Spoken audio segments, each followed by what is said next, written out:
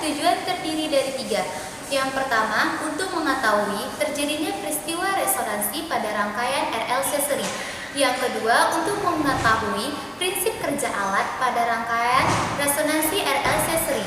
Yang ketiga, untuk membandingkan frekuensi teori dengan frekuensi yang diperoleh pada saat terjadinya resonansi RLC seri. Selanjutnya, masuklah kita kepada teori.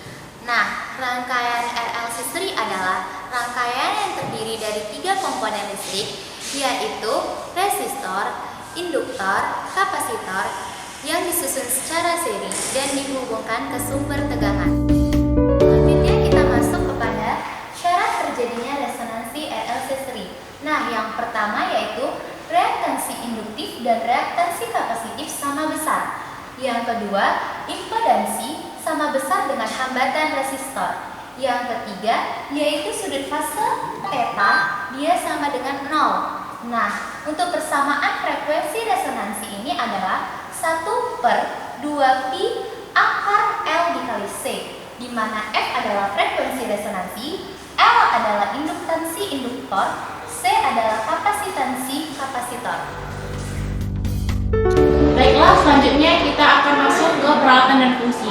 Yang pertama itu ada osiloskop. Fungsinya sebagai tempat memproyeksikan gelombang. Yang kedua ada sinyal generator sebagai penghasil gelombang. Yang ketiga ada kabel penghubung. Ini untuk menghubungkan peralatan dan komponen listrik. Yang keempat ada induktor. Ini sebagai tempat menyimpan energi dalam medan magnet. Yang kelima ada resistor. Ini sebagai hambatan standar. Dan yang terakhir itu ada kapasitor, sebagai tempat menyimpan energi dalam medan listrik. Oke, selanjutnya kita masuk ke prosedur percobaan. Prosedur percobaan yang pertama yaitu diatur rangkaian secara seri. Yang kedua, dihubungkan dengan osiloskop dan sinyal generator. Yang ketiga, ditentukan frekuensi yang akan digunakan. Nah, di sini kita menggunakan frekuensi 300 sampai 800 Hz dengan interval 50 Hz. Kemudian, kita hidupkan sinyal generator dan osiloskop. Selanjutnya, setelah osiloskop hidup, kita atur frekuensi 300 Hz. Dilihat proyeksi gelombang yang ada di osiloskop dan baca tegangan yang ada di osiloskop, kemudian catat hasil yang diperoleh. Kita masuk ke pengambilan data. Di sini kita menggunakan kapasitor 10⁻⁷ farad, induktor 1,889 Henry, dan resistor 470 ohm. Nah, pada percobaan kali ini kita menggunakan interval 50 Hz yang dimulai dari frekuensi 300 Hz.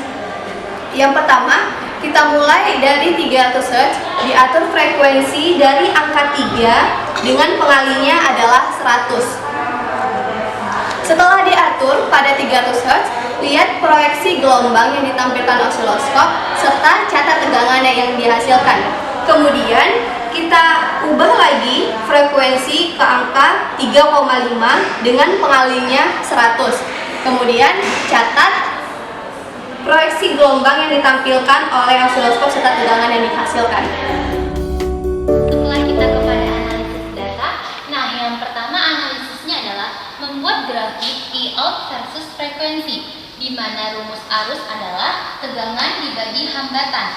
Untuk yang kedua, menghitung frekuensi resonansi, di mana persamaan dari frekuensi resonansi adalah 1/2pi akar L dikali C. Yang ketiga, tandailah pada saat data arus maksimum dan dari grafik tentukan resonansinya. Dari grafik didapatkan arus maksimumnya dan dicarilah resonansinya. Yang keempat, untuk menghitung impedansi, yaitu rumusnya adalah akar hambatan kuadrat ditambah kapasitansi induksi dikurang kapasitansi kapasitor. Kesimpulan merupakan jawaban dari tujuan. Tujuan kita ada 3, sehingga kesimpulan kita ada 3. Nah, yang pertama, untuk mengetahui terjadinya peristiwa resonansi pada rangkaian RLC seri. Rangkaian RLC seri terjadi apabila reaktansi induktif induktif sama dengan reaktansi kapasitif. Jadi nanti impedansi sama dengan hambatan.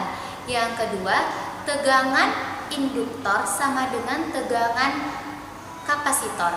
Yang ketiga, sudut fase bernilai 0 derajat.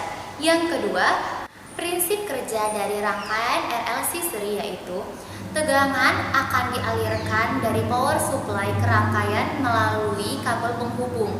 Nah, dalam rangkaian tersebut, tegangan akan masuk ke induktor dan kapasitor yang memiliki beda fase dan saling meniadakan. Disitulah terjadi resonansi dan tegangan akan ditampilkan pada osiloskop. Kesimpulan yang ketiga yaitu membandingkan frekuensi teori dengan frekuensi pada percobaan. Nah, frekuensi pada percobaan akan didapatkan setelah kita melakukan percobaan. Sekian video praktikum pada judul percobaan ini. Terima kasih dan tetap semangat. Bye!